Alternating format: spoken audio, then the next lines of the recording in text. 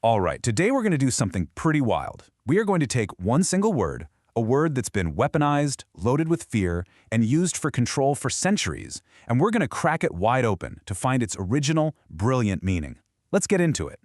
So let me just start with a question.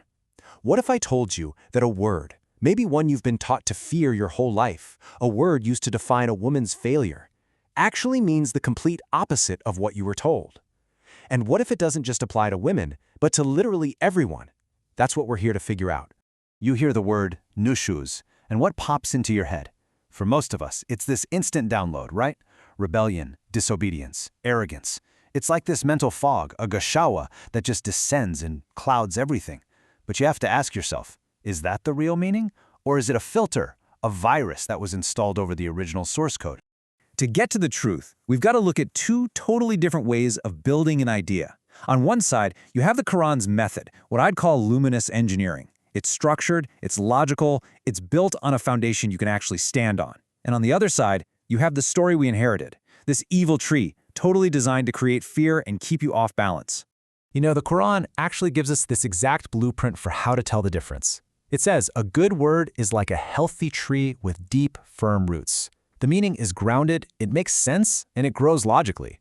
But an evil tree, well, it's been ripped right out of the ground, it has no foundation. Its meaning just floats around, and because of that, it can easily be twisted to control people. Our job is to figure out which of these Nushuz really is. So, to find the real root of this word, we have to go on a little investigation. We need to find its first use in a completely neutral setting, somewhere far away from any intense debate about marriage. And our first clue comes from a very simple instruction about how people should act when they're together in a room. And here it is, a direct command from God to a group of believers. Now, notice, the verse gives two commands that are clearly opposites. The first is tafasahu, which means make space, spread out. And the second command? It's the word we're looking for, anshuzu. Okay, this right here is the first major shock to the system. If tafasahu means to create distance and spread out, then its direct opposite, anshuzu, has to mean closing that distance. It means come together, get closer, fill in the gaps. Now think about this for a second. This is a divine command. Would God command believers to be arrogant or rebellious? Of course not. So its core meaning has to be about assembly, about proximity, about coming together. All right, that was clue number one. Let's see where this trail leads us next. We're going to move from how people act in a room to something way more fundamental. We're talking about the blueprint of creation itself, the construction of the human body. You see the pattern? The word used for putting bones together, for assembling them into a skeleton that actually works, is nunshizuha. It comes from the exact same root as nushuz. The bones aren't rebelling against each other, are they? No, they are being brought close together, constructed into a functional, coherent whole. So, based on just these two foundational clues, we can start to build a real, unbiased definition. At its core, Nushuz is an act of construction. It's about bringing parts together, often with intensity, to build something new, whether that's an orderly meeting or a physical body. It has nothing to do with rebellion or destruction. Okay, so now we have the key. We have this foundational understanding of Nushuz as construction and intense closeness. So what happens when we take this key and go back to that one verse, the one that's been used for centuries to install fear and control in relationships? Right, let's read this again, but with our new lens. What if the fear mentioned here isn't a fear of rebellion? What if it's the fear of Nushuz in its core meaning, a suffocating closeness, an overwhelming pressure, an intrusion of your personal space that creates incredible anxiety? What if the problem the verse is describing isn't someone pulling away, but someone pressing in way too hard? Well, if the problem is suffocating closeness, then the 3 steps laid out here are suddenly a brilliant, logical, therapeutic process for getting back to balance. Step 1. Counsel. You talk it out. You discuss the psychological impact this pressure is having. Step 2. Separation. If there's too much closeness, what's the natural solution? You create some healthy distance. You reclaim your personal space. And step 3, striking.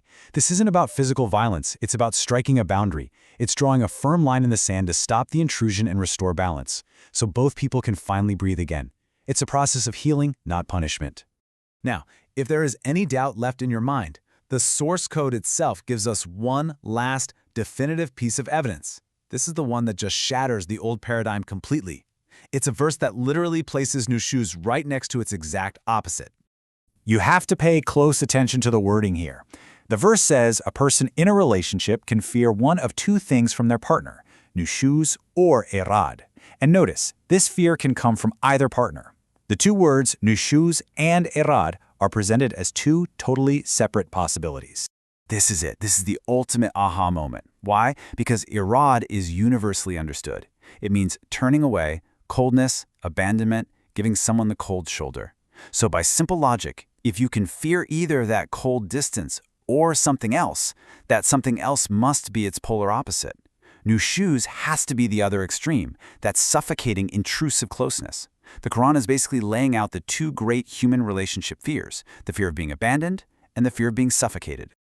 So now that the original meaning is crystal clear, we can actually reverse engineer the lie. We can see exactly what tools were used to twist this useful, diagnostic term into a weapon of control. First, they used a simple linguistic trick. They added the word the. The Quran talks about Nushuz as a temporary state, a dynamic that can happen to anyone. But later narratives added al, creating al-Nashiz, the rebellious woman, which turns a temporary condition into a permanent, shameful identity. Then, stories attributed to the Prophet, known as hadiths, were brought in to build layers of fear. For instance, a story about prostration basically deifies a human being, which destroys personal dignity.